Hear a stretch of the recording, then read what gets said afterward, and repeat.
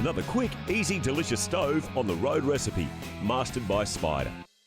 This week I'm cooking up a beauty, a BLT, not the bacon, lettuce and tomato. Yeah, we'll use the lettuce for some colour and the tomato so we're being healthy, but we're using the bratwurst. Now, Eve Small Goods, how's this? Gluten-free, sulphate-free, egg-free, dairy-free, hormone-free. It's probably fat-free, I don't know, but I know it is sin-free. So we're gonna cook these up. Get yourself a beautiful fresh roll, a little bit of butter.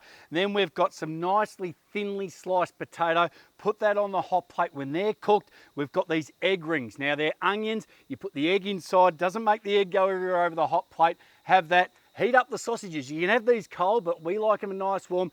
Build your little BLT, your bratwurst, lettuce and tomato that is. Build that, and I'll tell you what, everyone will run for miles to come and try this thing.